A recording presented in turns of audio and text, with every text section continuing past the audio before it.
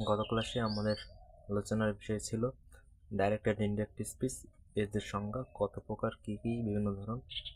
আজকে আমাদের আলোচনার বিষয় হচ্ছে রুলস অফ চেঞ্জিং স্পিচ, মানে উক্তি পরিবর্তন করার নিয়ম।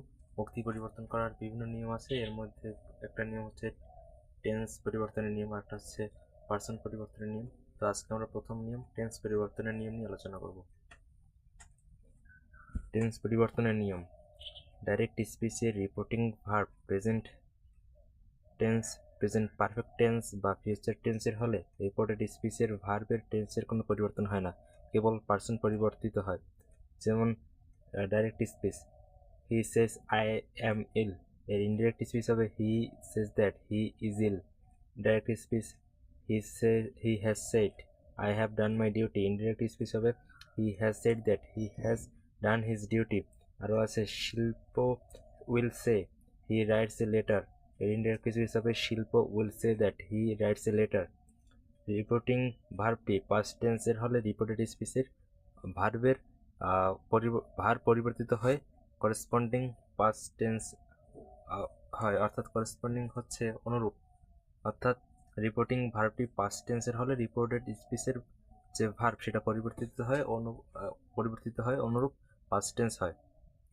Present indefinite tense to past indefinite tense, present indefinite tense পরিবর্তিত হয়ে পাস্ট ইনডিফিনিট টেন্স হয়। যেমন he said I write a letter, এর ইনডিরেক্ট স্পিচ হবে he said that he wrote a letter.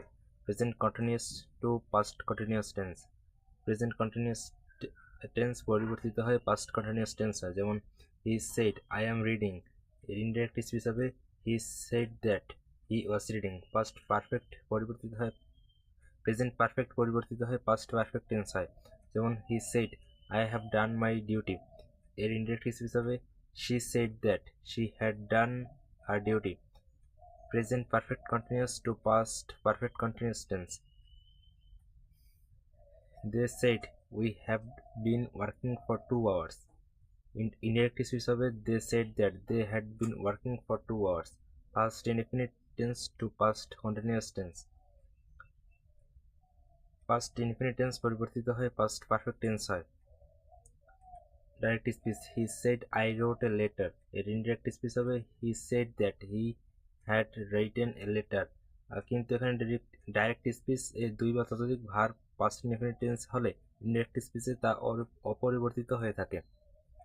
Direct speech Sohel said I come home to took bath and ate my meal, আমি বাড়িতে সোহেল বলেছিল যে আমি বাড়িতে আসি স্নান করার জন্য এবং দুপুরের খাবার খাওয়ার জন্য।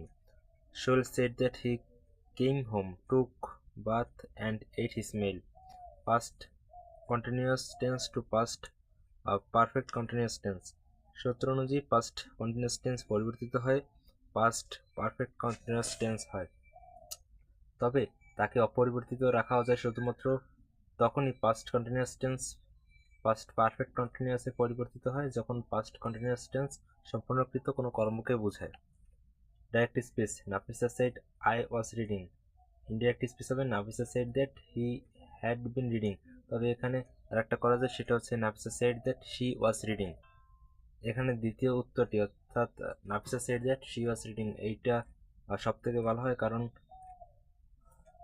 এক্ষেত্রে আই ওয়াজ রিডিং এ সেন্টেন্সটি দ্বারা সম্পূর্ণকৃত কার্যকে বোঝায় না। Direct speech Belal said I was thinking of going to Cox's Bazar but I have change my plan, indirect speech হবে Belal said that he had been thinking of going to Cox's Bazar but he had change his plan. I have change my plan ক্লজটি দ্বারা সম্পূর্ণ কর্মকে বোঝায়, তাই I was thinking of going to Cox's Bazar পরিবর্তিত হয়ে past perfect continuous tense হয়।